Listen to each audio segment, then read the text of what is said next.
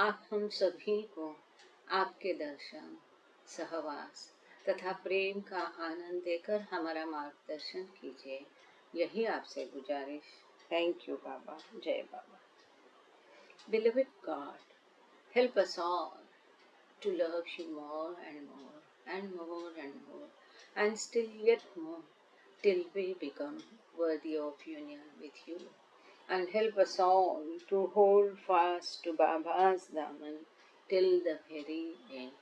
अवतार मेहर बाबा की जय।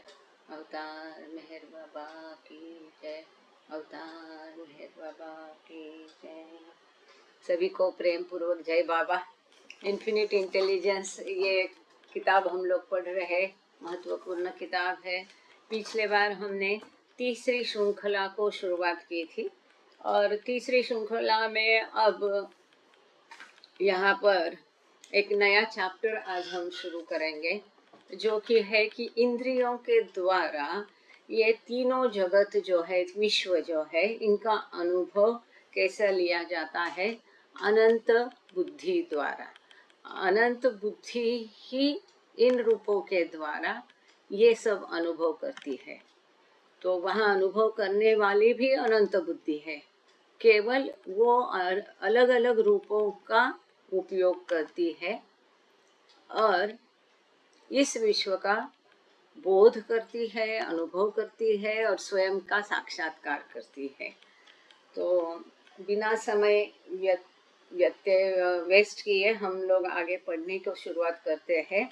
और इसमें हम जब पेज नंबर 50 पर जाएंगे, जहाँ तुरीयावस्था का मेंशन है, तो वहीं पर हम तुरीयावस्था, फना, बका, बिला, बका, ये सब को देखेंगे। और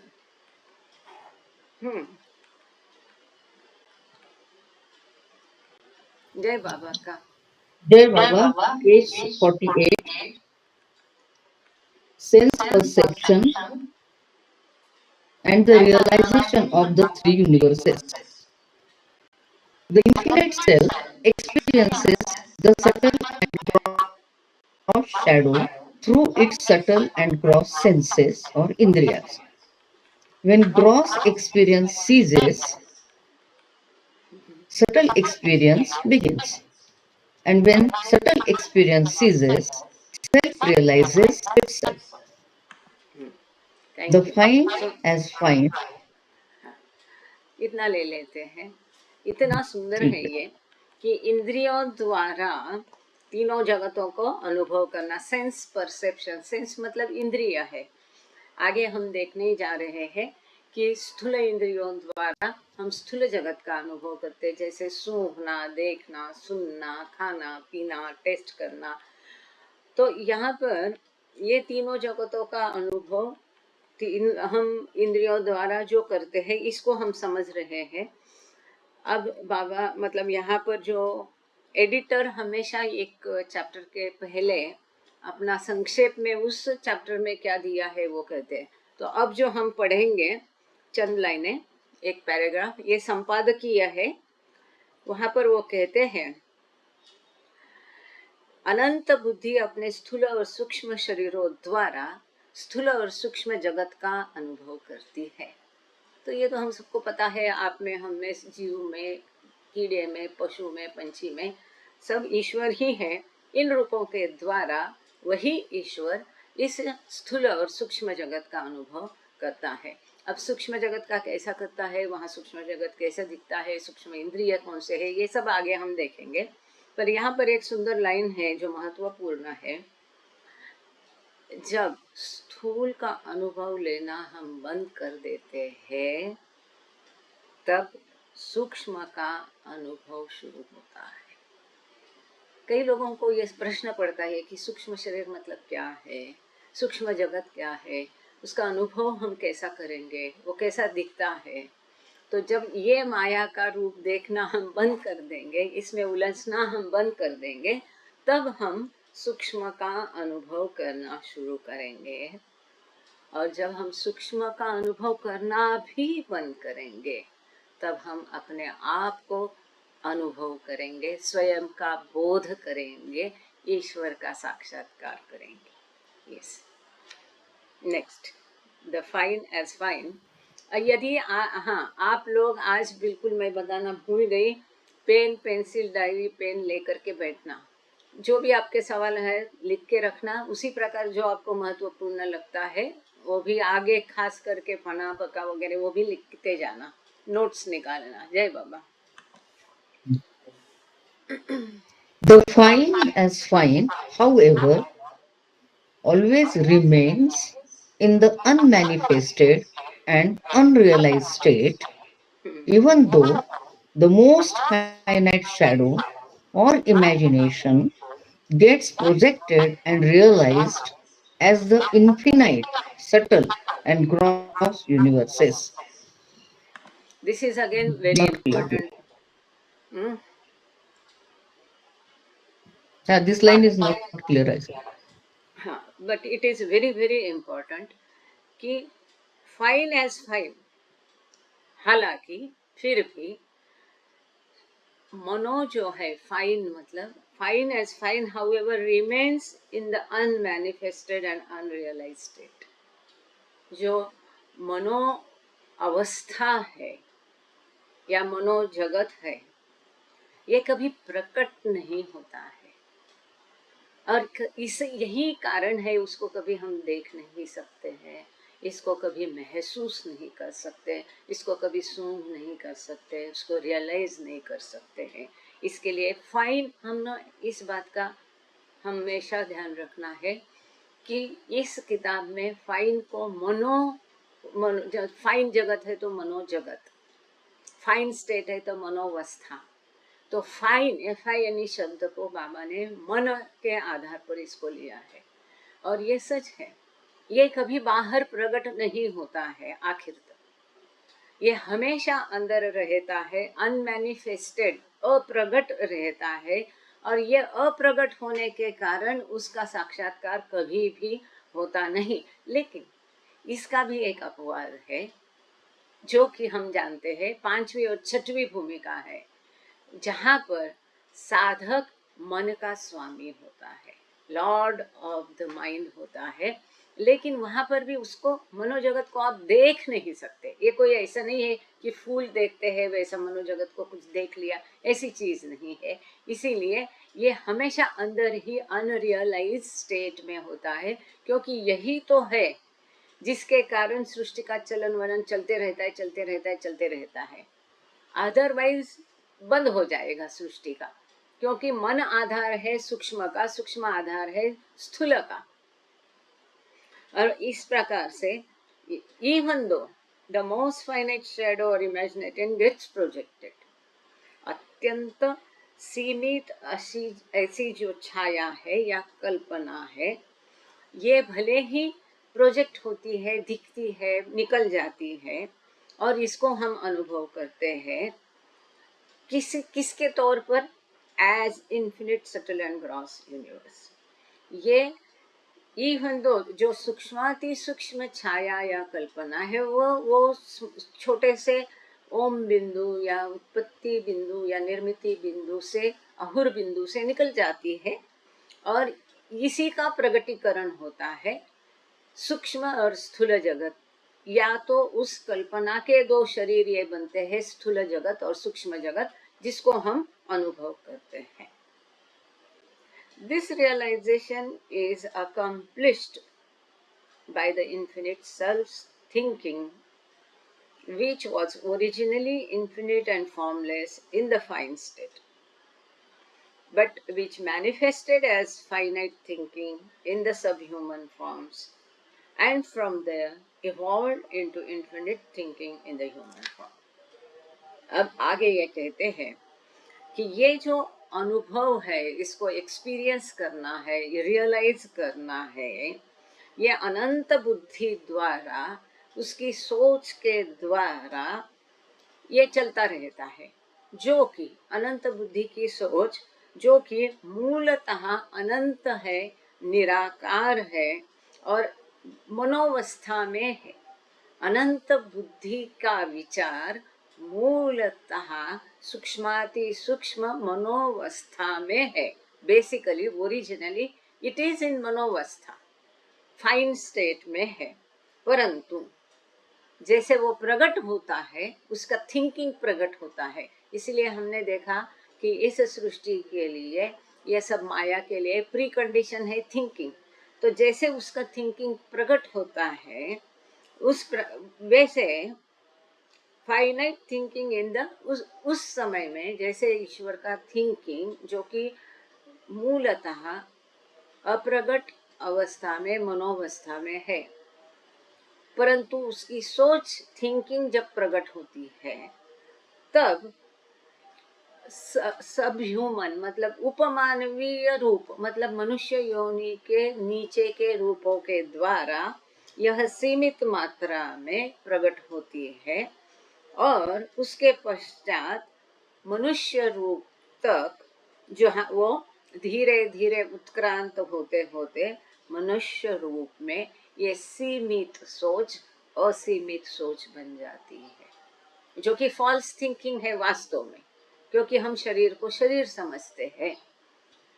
ये शुरू होती है सीमित मात्रा में, परंतु मनुष्य योनि में वो असीमित मात्रा में होती है। नेक्स्ट, दिस इन्फिनिट, इसको हम आगे लेक्चर में, बाबा का This, किताब में ये और अच्छा दिया है। हाँ, अभी और 4 लाइन बाकी है एडिटोरियल, वो हम कंप्लीट करेंगे। this infinite this infinite human mind either experiences the universe through the indriyas or senses in the false I state, subtly in dream, or grossly in ordinary wakefulness, or it experiences the self in the real mind or real I state. ये सबका सारांश है। यही अनंत मन जो है, human mind, यही अनंत मनुष्य मानवीय मन है, या तो इस स्थूल जगत को अपने स्थूल इंद्रियों के द्वारा अनुभव करता है, या तो स्वप्न अवस्था में सूक्ष्म इंद्रियों द्वारा सूक्ष्म जगत को अनुभव करता है। ये अपनी जागृत अवस्था, ग्रॉसली इन ऑर्डिनरी वेकफुलनेस, जब जागृत अवस्था में ये अपनी इंद्रियों, स्थूल इंद्रियों द्वारा भी स्थूल जगत को अनुभव करता है in the false I state. ये अवस्था कौनती है? असत्य या झूठी मैं अवस्था होती है। हम अपने आप को ये शरीर समझते हैं, गलत समझते हैं, इसीलिए उसको फॉल्स आई स्टेट, झूठा अहम होता है, इसके लिए वो रियल नहीं है। तब तक वो इस विश्व को अनुभव करता है इंद्रियों के द्वारा, गलत या झूठा अहम की अवस्था द्वारा, या तो ये जागृत अवस्था में, या तो स्वप्न अवस्था में सूक्ष्म जगत को सूक्ष्म इंद्रियों के द्वारा अनुभव करता है, या और इट एक्सपीरियंसेस द सेल्फ। यह सत मन, सत चित्त, जिसको हमने पिछले बार देखा, रियल माइंड की अवस्था द्वारा जपते हुए भी फिर वो इस विश्व को नहीं परंतु स्वयं को अनुभव करता है। स्वयं का साक्षात्कार मतलब आत्म साक्षात्कार या ईश्वर साक्षात्कार करता है। ये संक्षेप में हमने एडिटोरियल देख लिया है। अब तुरंत हम पाठ की तरफ चलते हैं। So the shadow is realized in two infinite forms. The subtle, ये साइड में जो हेडिंग है ना, वो पैराग्राफ का जो अच्छा, क्रस्ट में, हाँ वो पढ़ के फिर आगे चलो। subtle and gross, subtle and gross senses and their objects.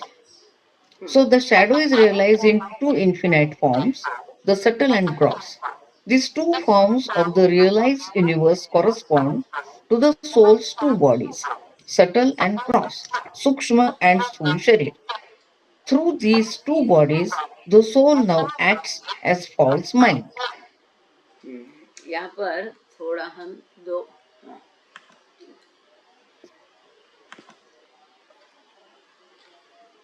Hang हो गया है, एक मिनट। ये कभी कभी हैंग हो जाता है, तब चिंता नहीं करना, आ ही जाऊंगी। तब तक मैं यहाँ पर जरा एक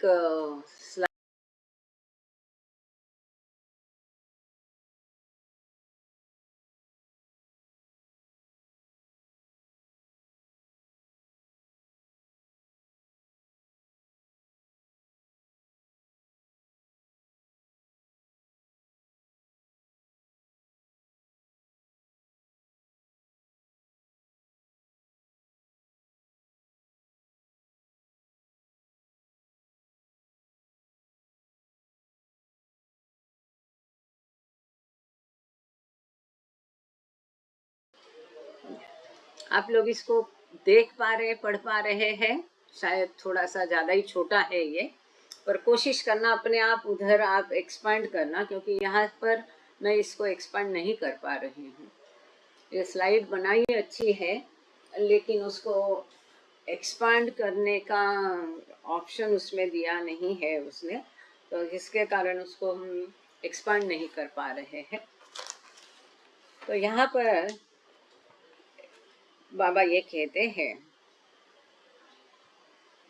इस छाया को, ये विश्व जैसे कि हमने देखा, ये ईश्वर के उपछाया की, ईश्वर के छाया की उपछाया है।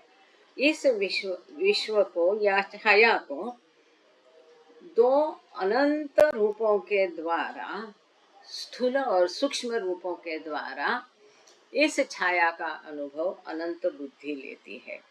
ये दो जो फॉर्म है, इनके द्वारा ये दो रूप जो है, ये दो जगतों के जैसे होते हैं।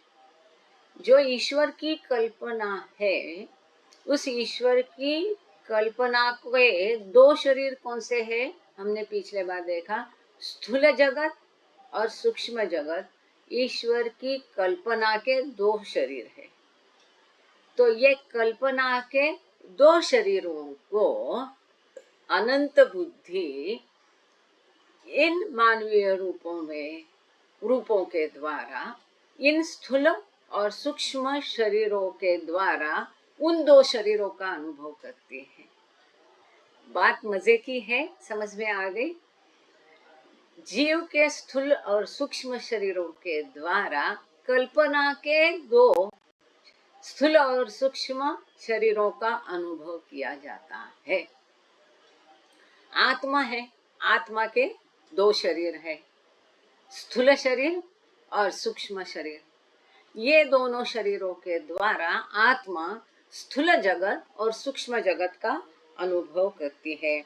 इसलिए यहाँ कहा है, these two forms of the realized universe correspond to the soul's two bodies। इसलिए आप यहाँ अगर देखोगे तो ये आत्मा है, आत्मा का ये सूक्ष्म शरीर, ये इसके कल्पना का जो सूक्ष्म शरीर है, इसके साथ मेल खाता है। इस सूक्ष्म शरीर के द्वारा ये कल्पना के सूक्ष्म शरीर का वो अनुभव करता है, मतलब सूक्ष्म जगत का अनुभव वो स्वप्न अवस्था में करता है, और साधक होगा तो 1 से 4 भूमिका में करता है। इसी आत्मा का दूसरा जो है वो स्थूल शरीर है। ये स्थूल शरीर मतलब कल्पना के स्थूल शरीर के जैसा है, करस्पॉन्डिंग, इसलिए यही इंग्लिश शब्द अच्छा है, करस्पॉन्डिंग है। तो इस स्थूल शरीर के द्वारा कल्पना के स्थूल जगत का ये आत्मा का स्थूल शरीर अनुभव करता है। इसलिए आप अगर यहाँ पढ़ पा रहे हैं, या फिर दूसरी तरह से इसको प्रेजेंट करने को, मुझे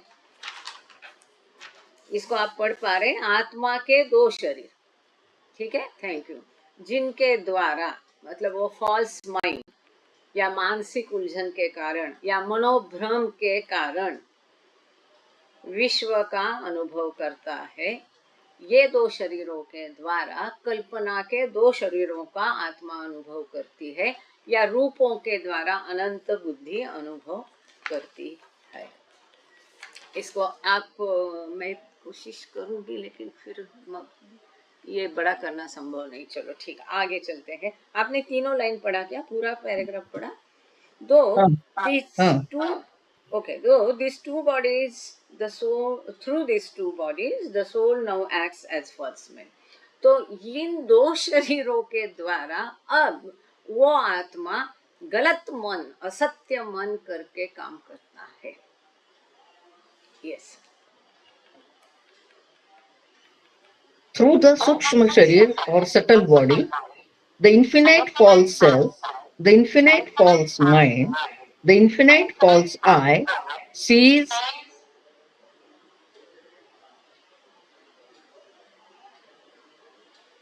through the Sthul Sharir or gross body, it experiences the Sthul gross universe. Why do we characterize this infinite self, this infinite mind or I, as false? Because in the real self state, Because in the real self state, the self does not experience either of the universes. This experience is had only in the false I state.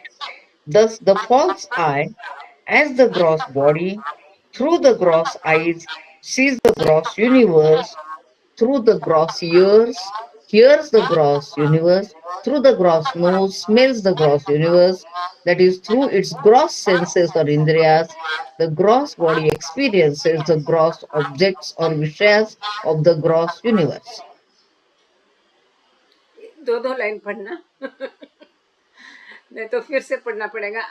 और बीच में मुझे नहीं सुनाई दे रहा था, आप लोगों को भी सुनाई नहीं दे रहा था कि केवल मुझे ही नहीं सुनाई दे रहा? क्योंकि मेरा यहाँ सुनाई दे रहा। Okay, thank you. तो मेरा हैंग हो जाता है।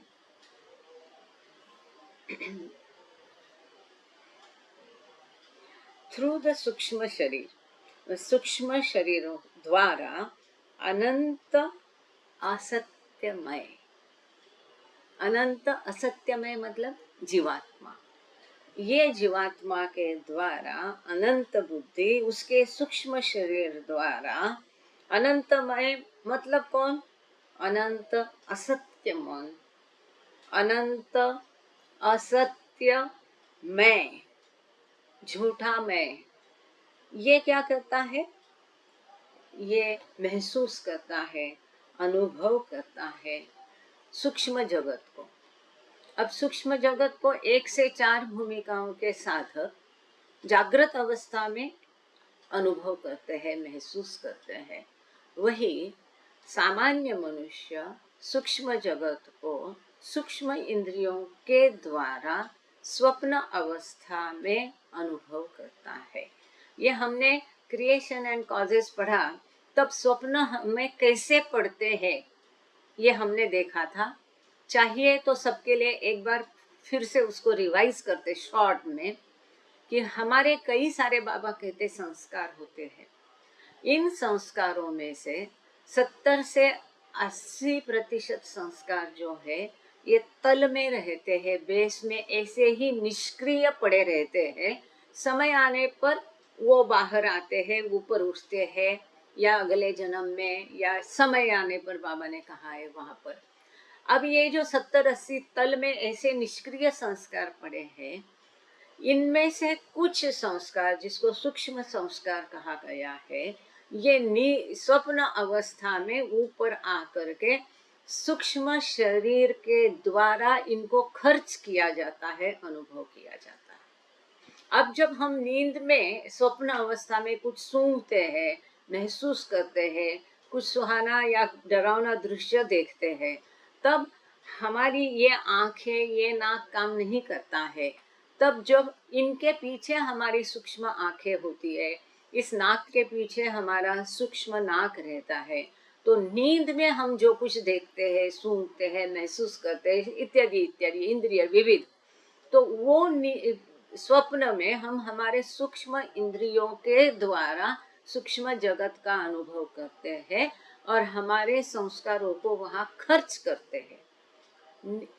स्वप्न में हमने कुछ भी किया तो नए संस्कार निर्माण होते नहीं है, केवल है वो संस्कार खर्च किए जाते हैं।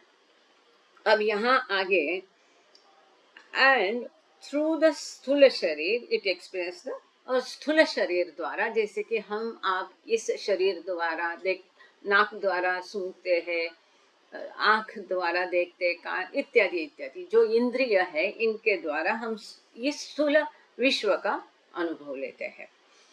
Why do we characterize the infinite self, this infinite mind or I as false? अब बाबा यहाँ पर आगे स्वयं ही समझ कि ये जो मैं है या अनंतमय, अनंत बुद्धि या ईश्वर को हम यहाँ इस अनंत मन को फॉल्स क्यों कह रहे हैं, असत्य मन क्यों कह रहे हैं, झूठा मन क्यों कह रहे हैं? क्यों? क्योंकि ये अपनी सत अवस्था को अनुभव नहीं करता है। ये मन जो है ये अपनी मूल सत्य अवस्था को अनुभव नहीं करता है।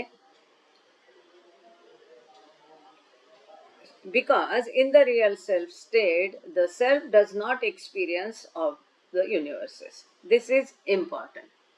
जो सत अवस्था में अनंत बुद्धि किसी भी विश्व का अनुभव नहीं करती है, ना ही वो मनोजगत का अनुभव करती है, ना ही स्थूल जगत का अनुभव करती है, ना ही सूक्ष्म जगत का अनुभव करती है। मतलब ईश्वर अपनी मूल अवस्था में या अपनी अनंत अवस्था में केवल अनंत अनंत अनंत ज्ञान अनंत शक्ति का ही अनुभव करती है।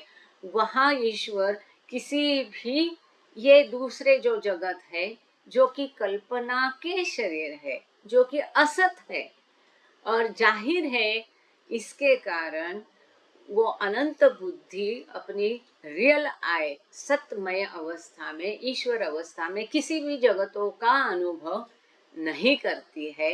यही ब्यूटी है, यही सुंदरता है, जिसको हम आगे और अधिक गहराई से देखेंगे कि कौन सी अवस्था में ईश्वर की ये ईश्वर कौन से जगत का किस प्रकार अनुभव लेता है।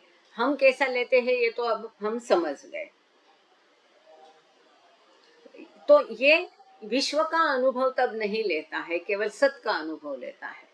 लेकिन अभी जो झूठा मय है, ये अनंतमय मन अवस्था में जो झूठा जगत है, कल्पना का जगत है, उसका अनुभव लेता है। इसलिए उसको हमें असत्य मन कहना पड़ता है। बात कहाँ थी कि असत्य में क्यों कहते हैं, असत्य मन क्यों कहते हैं? क्योंकि वो असत का अनुभव लेता है, सत का अनुभव लेता नहीं है। This experience is had only in the false I state. तो ये विश्व का अनुभव केवल असत्यमय अवस्था में ही होता है। दूसरी अवस्था में, सत अवस्था में विश्व का अनुभव नहीं होता है। This is very very important. असत्य मन, असत्य चेतना, असत्यमय क्यों कहते हैं? क्योंकि वो असत का अनुभव या विश्व का अनुभव लेता है। 10. The false I as the gross body. हाँ, इस प्रकार से ये जो असत्यमय है अपने स्थूल शरीर द्वारा, अपनी स्थूल आंखों के द्वारा स्थूल विश्व को देखता है, स्थूल कानों के द्वारा स्थूल विश्व को सुनता है, और स्थूल नाक के द्वारा इस स्थूल विश्व को सूंघता है। मतलब जो उसके इंद्रिय हम कहते हैं इसको, इन स्थूल इंद्रियों के द्वारा, जैसे कि त्वचा ये भी एक इंद्रिय है, महसूस करना, स्पर्श है, तो इन स्थूल इंद्रियों के द्वारा ये असतमय इस विश्व का या स्थूल विश्व का अनुभव करता है। तो ये अनुभव कौन करता है? उसका स्थूल शरीर करता है। So gross body experience the gross objects. जो स्थूल चीजें हैं इनको स्थूल शरीर अनुभव करता है। स्थूल विश्व की स्थूल चीजों को स्थूल शरीर अनुभव करता है। As simple as it is. उसी प्रकार से सूक्ष्म शरीर के द्वारा, जैसे कि सूक्ष्म आंखें हैं, सूक्ष्म विश्व को वो देखता है। सूक्ष्म कान है, सूक्ष्म कान के द्वारा वो सूक्ष्म विश्व को सुनता है, और सूक्ष्म नाक के द्वारा वो सूक्ष्म जगत को सूंघता है। इस प्रकार से जो सूक्ष्म इंद्रिय है उनके द्वारा वो सूक्ष्म जगत की सूक्ष्म चीजों को अनुभव करता है। अब आपको ये सवाल होगा, यार ये सूक्ष्म जगत का सुवास क्या होता है? कईयों का ये अनुभव है। कई बार जब देखो लोग कहते, अरे वहां से मैं, कहाँ है मनोज धुरे जी है, गुलाब की सुवास आई ना आपको? मेरास्ताना में परसों है कि नहीं, मनोज धुरे साहब जुड़े हुए हैं तो वीडियो ऑन करना। कि कोई बोलता है, अरे रात के 2 या 3 बजे अचानक एक पल भर के लिए आपको गुलाब की खुशबू आती है, जहाँ की बाग नहीं, बगीचा नहीं। कई लोगों को ये अनुभव कई बार होता है, थोड़ा पल भर के लिए होता है। अचानक किसी को निशिगंध की खुशबू आए, किसी को समाधि में होती वैसी खुशबू आएगी। कहीं ना कहीं अचानक पल भर के लिए हमको खुशबू आती है ना? जबकि वहां पर कोई फूल नहीं होता है, कोई परफ्यूम नहीं होता है। ये सूक्ष्म का होता है, ये सूक्ष्म एक पल भर का। हाँ बराबर सुरेखा तय। इसीलिए कभी आपको दिखाई देंगे, कभी सूक्ष्म रूप में बाबा दिखाई देंगे कि वहां पर बाबा है नहीं वास्तव में स्थूल शरीर में, या किसी को खटखटाहट सुनाई देगी, है ना सुरेखा दे, कि वहां कोई दरवाजा खटखटाया नहीं है, किसी को संगीत सुनाई देता है, और ऐसा वो कान बजते रहते बजते रहते बजते रहते हैं। आप समाधि जाके आओ और वहां पर कहीं रहो आप, चाहे आंध्र गेस्ट हाउस में रहो, चाहे डी हॉस्टल में रहो, एमपीआर में रहो, वहां से वहां पर भी, वहां से आने के बाद घर पर 8-8 दिन पर आपके कान बजते रहते हैं, जहाँ की कोई बजाने वाला होता ही नहीं है। ये सूक्ष्म है। ये कभी कभार किसी किसी को जो अनुभव इस प्रकार से होते हैं, ये सूक्ष्म इंद्रियों के द्वारा होते हैं, सूक्ष्म जगत के। ठीक है, थोड़ा सा अंदाजा आने के लिए समझ गए होंगे आप लोग। हाँ, यस आपका Kabir. The subtle begins where the gross ends. The subtle begins Yeah, where the this gross is ends. yes. Kabir Thank you. refers to the transition between the gross and subtle experience in his line, बाहर के पट बंद कर अंदर के पट खोल. Okay, thank you. This is again very very very very important. Practical काम का है अपने अपने practicality, spirituality in practicality इस काम का है कि जब ये छोटा सेंटेंस है पर जबरदस्त है, महत्वपूर्ण है। The subtle begins where the gross ends. जहाँ स्थूल खत्म हो जाता है वहाँ सूक्ष्म शुरू हो जाता है। जैसे हम देखते हैं आत्मा गया, कहाँ गया? आध्यात्मिक पथ पर, साधक बन गया। फिर पहली भूमिका जो है ये स्थूल और सूक्ष्म की दहलीज है, और वहां पर उसे कभी सूक्ष्म का अनुभव होता है, कभी स्थूल का अनुभव होता है। वहां से यह चलता है, अब इसका दूसरी भूमिका में जाएगा, उसका स्थूल पूरा खत्म हो जाता है, इसका स्थूल का अनुभव पूरा बंद हो जाता है। अब ये साधक अभी और है, अब उसको पूजा अर्चा भजन कीर्तन में मजा नहीं आता है। अब यहाँ उसका स्थूल, क्योंकि भजन कीर्तन पूजा अर्चा ये सब स्थूल है, स्थूल के व्यवहार है, तुम्हारा ही तुमको लौटाना, इसलिए बाबा कर्मकांड के लिए मना करते हैं। तो वहां पर उसका सूक्ष्म जगत का अनुभव शुरू होता है, स्थूल का अनुभव खत्म होता है। इसलिए कबीर का दोहा यहाँ पर उद्धृत किया है, और कबीर अपने दोहों में इन दोनों जगतों के अनुभव के बारे में सुंदर सीधी लाइनों में लिखे हैं। हम बार बार ये भजन रटते भी रहते हैं, है ना।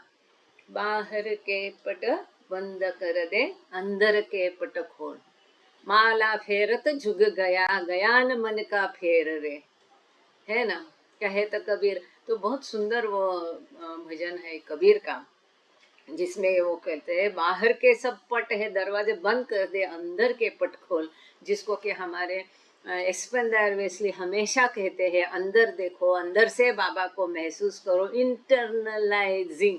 याद आया? हाँ, वो क्या कहते हैं, वर्कआउट। जैसे ये लोग जिम जाते वर्कआउट करते हैं, इस प्रकार से आध्यात्म को भी वर्कआउट करना पड़ता है। अंदर से बाबा से कनेक्ट होने का अभ्यास करना पड़ता है, आदत डालनी पड़ती है, तो वो धीरे धीरे होगा। इस प्रकार से वो बाहर के पट बंद करो अंदर के पट खोल रे, close the outdoors open the inner ones. सब फिर अंदर से इंद्रिय जग जाते हैं। जैसे वो कहते हैं कि बाबा की मूर्त को देखो फिर आंख बंद करो। आंख बंद क्यों? क्योंकि स्थूल आंख है, उनसे नहीं देखना है। अब बाबा को अंदर के आंख से यहाँ देखो, ऐसा कहते हैं ना वो वहां पर। ये बाबा की तस्वीर यहाँ लाने की, अंदर से बाबा को कनेक्ट करो। Okay, through the 5 senses. Through the 5 senses or indriyas of the subtle body, the infinite self experiences the subtle universe, and through the 5 senses or indriyas and 9 doors, darwajas, of the gross body, it experiences the gross universe, that is, take sensual enjoyment or upabhog of the gross objects of the gross universe. Okay, okay, thank you. So, through the five senses of the subtle body, अनंत बुद्धि अपने सूक्ष्म मतलब रूपों के द्वारा, हाँ, ये अध्यारूत है।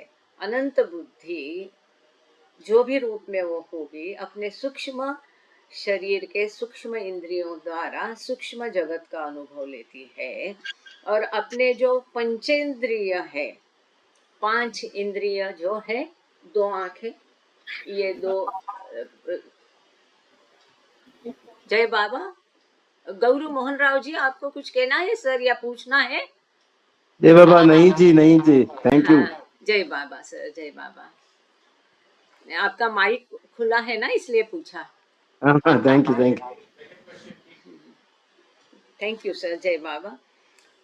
तो इस पंचेंद्रियों द्वारा वो सूक्ष्म का अनुभव लेता है, और सॉरी, ये सूक्ष्म इंद्रियों द्वारा अनंत बुद्धि सूक्ष्म जगत का अनुभव करता है।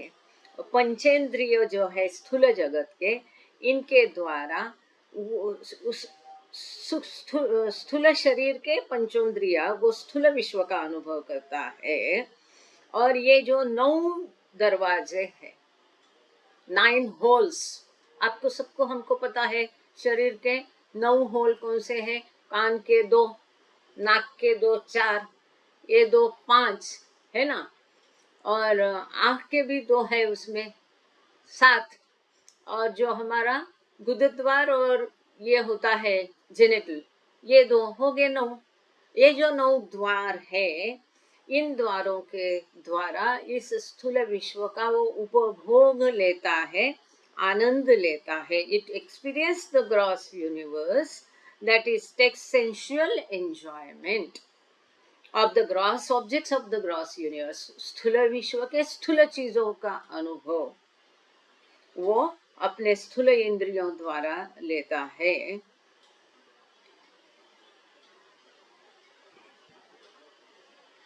And through the 5 senses and 9 doors, तो पूरे ये 9 दरवाजे और पंचेंद्रिय द्वारा ये स्थूल जगत के स्थूल चीजों का उपभोग लेता है। When the self,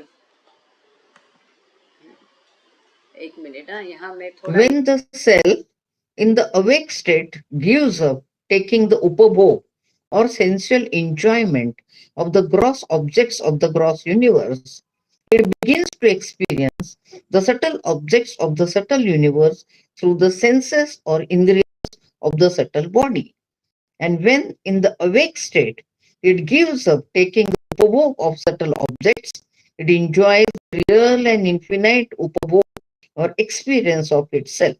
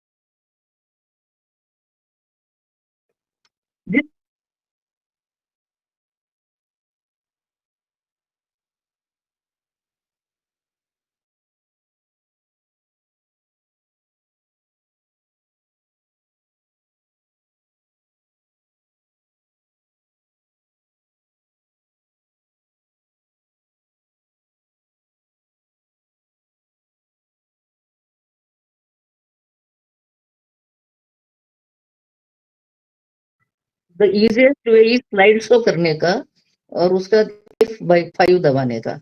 slide show करने से सब स्लाइड्स एक रो में आ जाएंगी जो आप चाहते हो अपने एज पर your topic slide show, and F5 दबाओगे तो एक एक स्लाइड आती रहेगी और you can click on one slide. F5 की।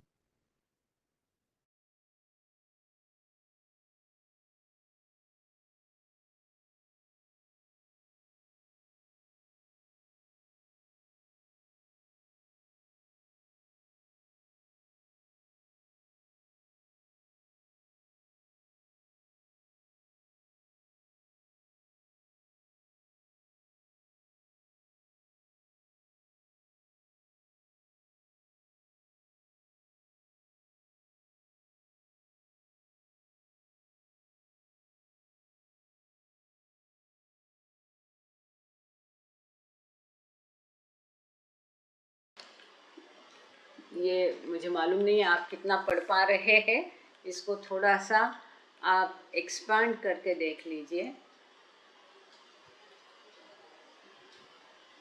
जो अभी हमने देखा क्लियर है। इसी को यहाँ संक्षेप में दिया है। तो विश्व का हम जो अनुभव लेते हैं ये केवल मनोभ्रम है, मन का भ्रम है।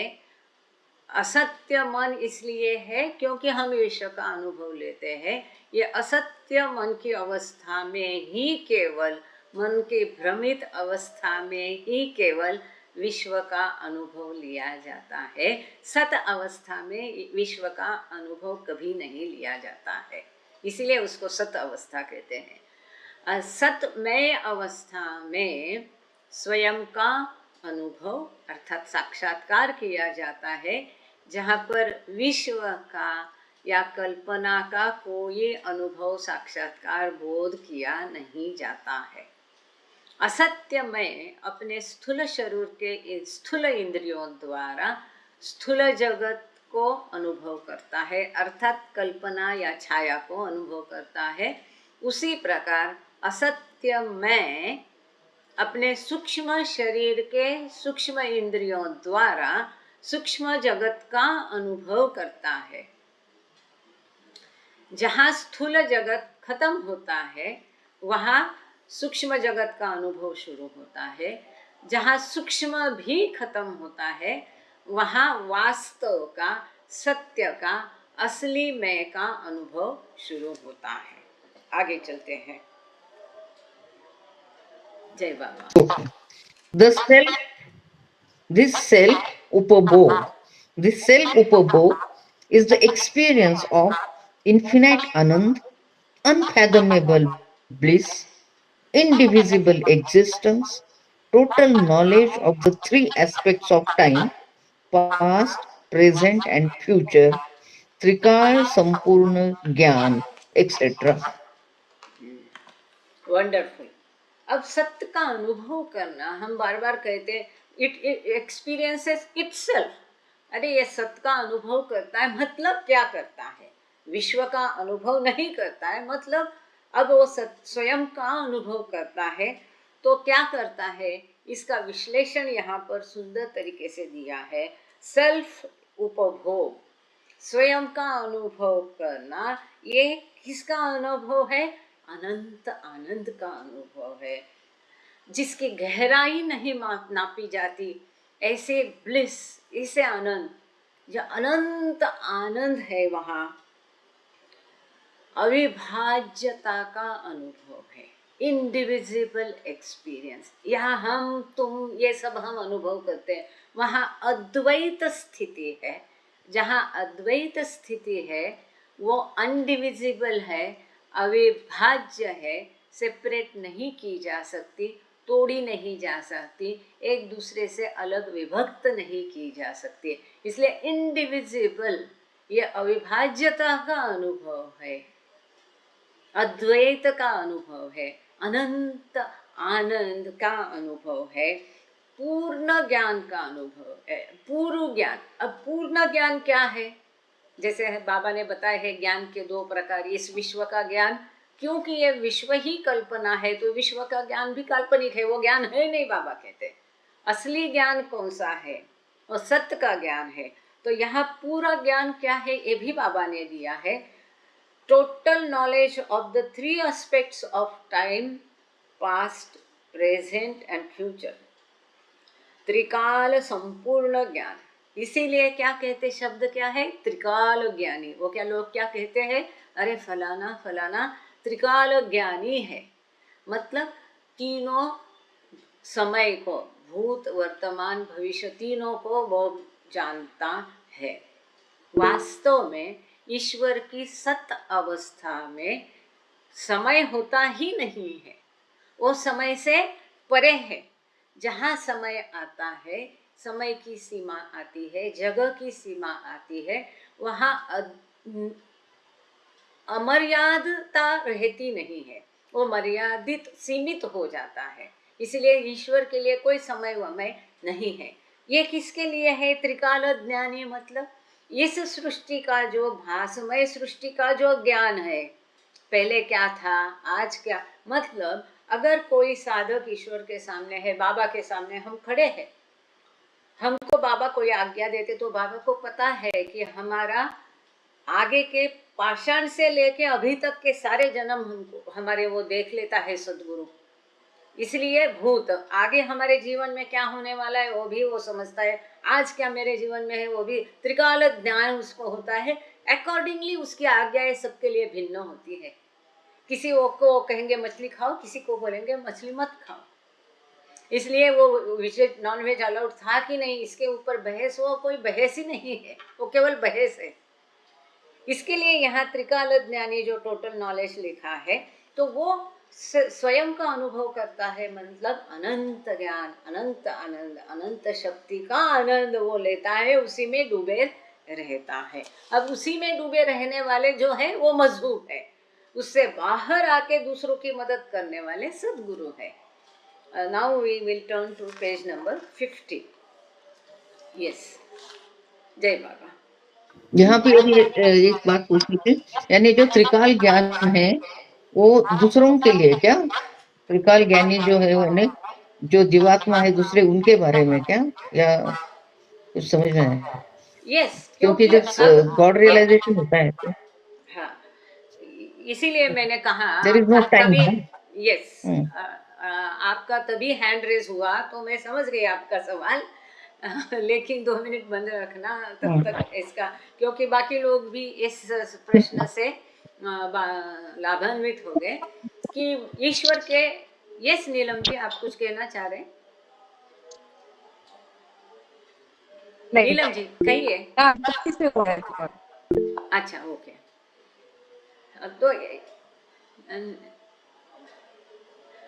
तो यहाँ पर ईश्वर के लिए तो कोई स्थान जगह नहीं है, पर जब बाबा कह रहे हैं कि ये जो 7 जगत बाबा स्पष्ट कर रहे हैं, वहाँ ABC, इस पृथ्वी के पहले भी एक पृथ्वी थी, वो ठंडी हो गई, आसमान में गई। आज जो हम चंद्र देख रहे हैं हमारी पृथ्वी का, वो चंद्र मतलब हमारे पहले की पृथ्वी मृत पृथ्वी है, उसका नाम कुछ और होगा, आप समझ रहे। अब उसका नाम हम नहीं जानते, पर तब उसमें क्या क्या हुआ वो सब वो तो जानता है, स्वयं ईश्वर उसको सब जानता है कि इस कल्पनामय खेल में पहले क्या हुआ, आगे क्या होने वाला है। इसीलिए तो वो 2000 साल का प्लानिंग करके गए ना, सेंट एसिसी गुफा में इटली में। बाबा ने कहा कि मैं आगे की 2000 साल का प्लानिंग करके गए, उनको पता है 2000 साल में क्या होने वाला है। तो इस जगत के लिए, इस जगत के लिए जब उनको कार्य करना पड़ता है, उसके लिए तो त्रिकाल ज्ञान का उनको ज्ञान होगा, तभी ये विश्व के लिए कार्य करेंगे। उस अर्थ से त्रिकाल ज्ञानी होता है। क्लियर? ओके, आगे चलते हैं। Yes, page yes, clear. Number 50। Page number 50, Turiya Avastha or the divine dream.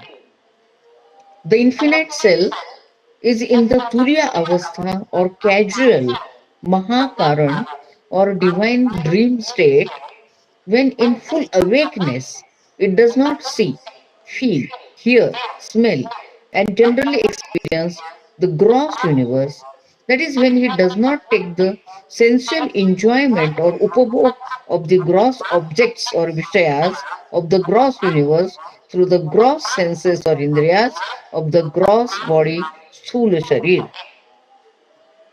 Okay, तो जिसकी सब इंतजार कर रहे हैं वो तुरिया अवस्था का आ गया। पहले हम क्या करेंगे, ये जो पैराग्राफ है यूनिवर्स तक, इसको हम किताब में से पूरा करेंगे। यस मेहर, आपके सभी लोग आ गए क्या आपके ग्रुप के?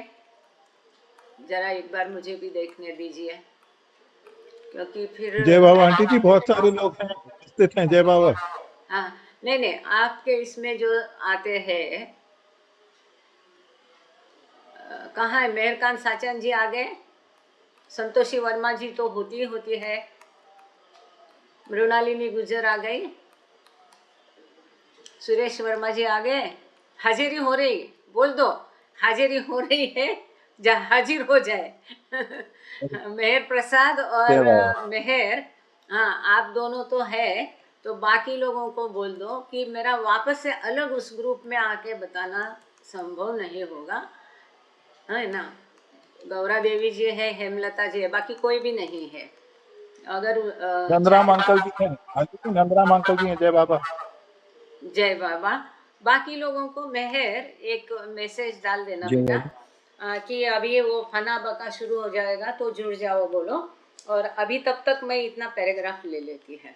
तो यहाँ ये दैवी स्वप्न में ही सब कुछ आ गया कि तुरिया अवस्था एक दैवी स्वप्न है।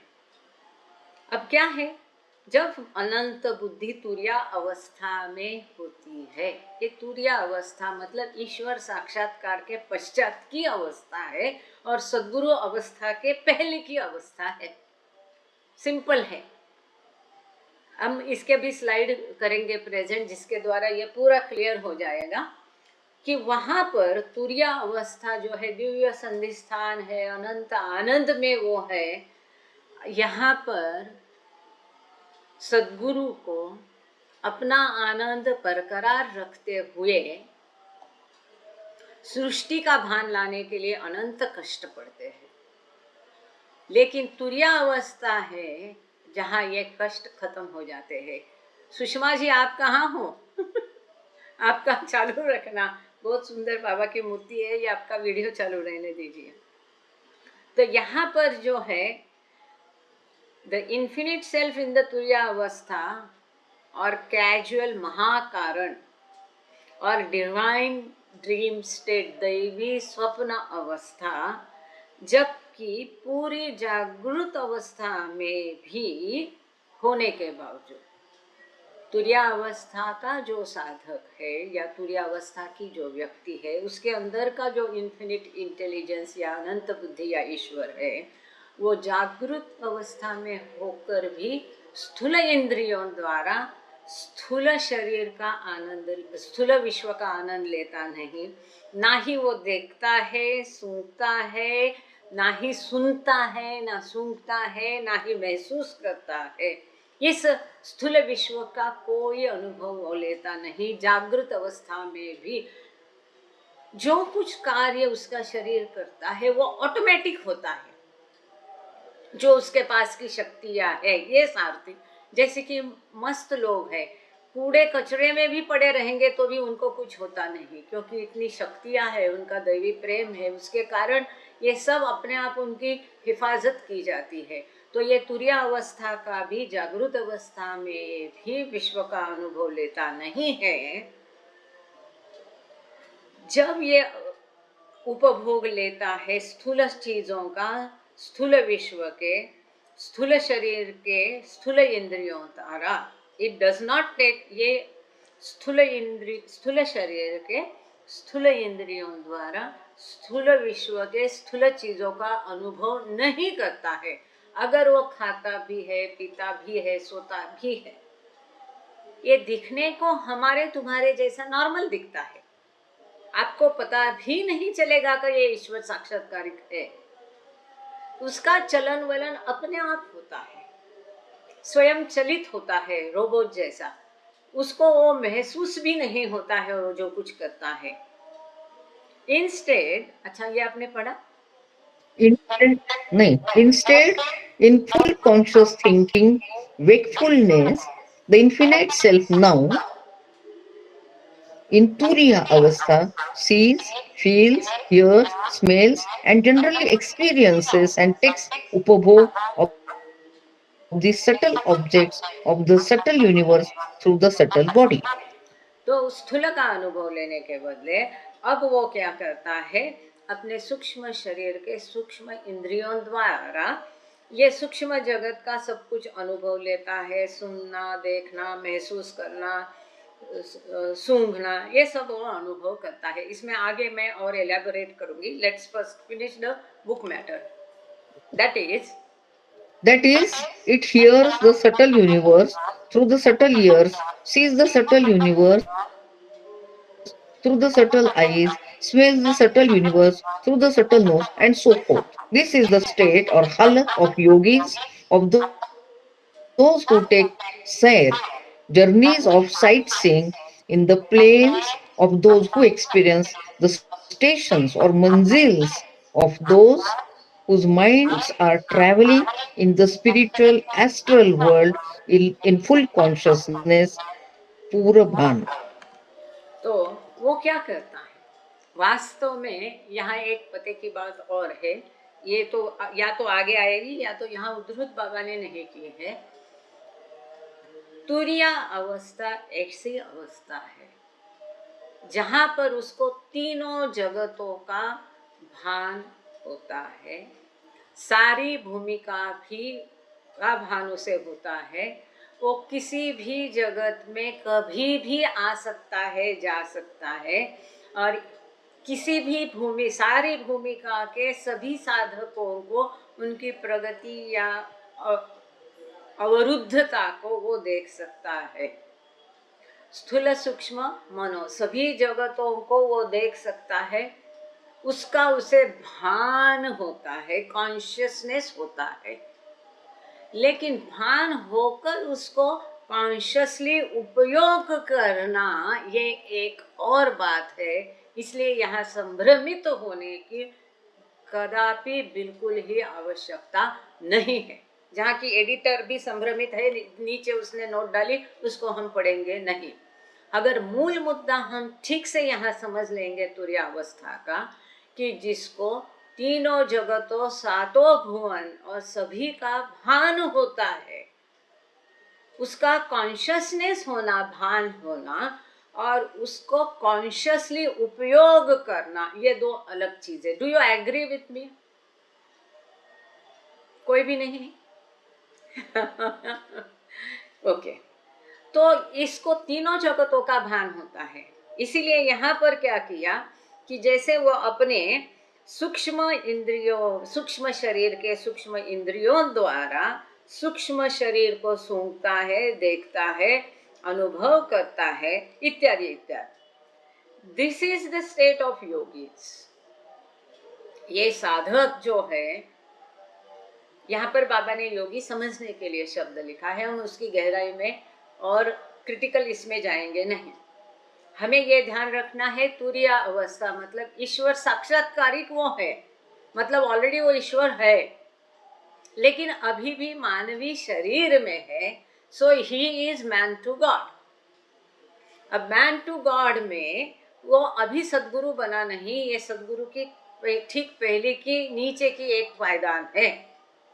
यहाँ पर उसको सारे जगतों का भान है, परंतु उसका उपयोग करना नहीं करना उसका डिस्क्रिशन है।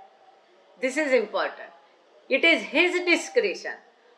उसका मन करे तब वो कहीं भी सैर सपाटा कर सकता है, किसी भी भुवन में, किसी भी भूमिका के किसी भी आसमान में। 7 आसमान है, सातों आसमान में से किसी भी आसमान में वो जा सकता है, आ सकता है, उसका आनंद वो ले सकता है, उसके इच्छा पर है। जर्नीज ऑफ साइट सीइंग जो लिखा है, विचरण, उसका सर्वत्र विचरण होता है। वो सर्वत्र कहीं भी जा सकता है, कहीं भी यात्रा कर सकता है ना। वो जैसे ट्रेन के कर्मचारियों को पास होता है ट्रेन का, कहाँ भी जा सकते ट्रेन से। वो जाएंगे ही, ऐसा जरूरी नहीं है कि 24 घंटे वो कहीं ना कहीं ट्रेन से जाए। इस प्रकार से उसको ये सारे जगतों का भान है, पर कहाँ जाना ये उसकी मर्जी है। Who takes air in the planes, भूमिकाओं में भी वो जा सकता है, और कोई भी स्टेशन मतलब कोई भूमिका, कोई आसमान का वो अनुभव हो सकता है। Of those whose minds are traveling in the spiritual astral in full conscious, यहाँ तक कि जो सूक्ष्म जगत के उपविभाग है, 7 उपविभाग, 14 उपविभाग है, सॉरी, सूक्ष्म जगत के कितने उपविभाग है? 14। इन 14 में से किसी भी एस्ट्रल वर्ल्ड में, आत्माओं के जगत में कहीं पर भी वो जा सकता है जब उसकी मर्जी हो। कौन जा सकता है? जो तुरिया अवस्था में है। अब हमारा चैप्टर क्या है? इंद्रियों द्वारा जगतों को अनुभव करना। सामान्य मनुष्य स्थूल इंद्रियों द्वारा स्थूल का अनुभव करता है, नींद में सूक्ष्म इंद्रियों द्वारा सूक्ष्म जगत का अनुभव करता है। साधक लोग सूक्ष्म जगत का अनुभव सूक्ष्म शरीर के सूक्ष्म इंद्रियों द्वारा करते हैं। अब इसके आगे तुरिया स्टेप बाय स्टेप बाबा जा रहे, धीरे धीरे ऊपर ऊपर। जो रियल आई है, असली सत्य है, मतलब ईश्वर, उसको कभी भी किसी भी विश्व का अनुभव करने की जरूरत ही नहीं, वो करता भी नहीं। हम क्यों अनुभव करते हैं? अब मूल पते की बात। मूल पते की बात, हम विश्व का अनुभव इसलिए करते हैं, उसके द्वारा ही हम हमारे संस्कार अनुभव करके ही खर्च कर सकते हैं। हमारे संस्कार खर्च करने के लिए हमको अनुभव करना पड़ता है, और इस अनुभव करने के दौरान फिर नए संस्कार बनते रहते हैं। सुषमा जी, आपका सवाल हम बाद में ले लेंगे। हाँ, लाइक द ड्रीम, क्योंकि एक लिंक बनी है। Like the dreaming of gross conscious people, Turiya Avastha is also a dreaming or an imagining, but it is a divine dreaming or a higher super imagining. तो जैसे सामान्य मनुष्य स्वप्न अवस्था में होता है, ठीक इसी प्रकार अगर तुरिया अवस्था कैसी अवस्था होती है? ये अवस्था है, after all it is a condition. बच्चे की अवस्था, जवान की अवस्था, बूढ़े की अवस्था, जैसे ये तुरिया अवस्था मतलब एग्जैक्टली कैसा होता है? तो सुंदर रीता बाबा ने समझा, जैसे हम स्वप्न में होते हैं। स्वप्न में हम बहुत कुछ करते हैं, देखते हैं, लेकिन कॉन्शियसली नहीं करते हैं। उस समय हमें स्थूल का भान नहीं होता है, सूक्ष्म इंद्रियों का उपयोग हम करते हैं, सूक्ष्म शरीर द्वारा हम सूक्ष्म का अनुभव करते हैं अनजाने में। तो इसी प्रकार से तुरिया अवस्था में वो he is like in a dream state, but उसके हमारे स्वप्न में फर्क है। हम स्वप्न देखते संस्कार खर्च होते हैं, यहाँ उसके संस्कार 7वीं भूमिका में ईश्वर साक्षात्कार के समय ऑलरेडी सब खत्म हो गए हैं। अब ये दिव्य स्वप्न है। अब उसकी अवस्था जो है, इसको ईश्वर साक्षात्कार के पश्चात उसने भान भी लाया, सृष्टि का तीनों जगतों का भान लाया। अब आगे या तो वो सद्गुरु बनेगा या तो परमहंस बन के जिएगा। ये उसके फेट पर, दैवी प्लान पर निर्भर है, वो सद्गुरु बनेगा कि नहीं बनेगा।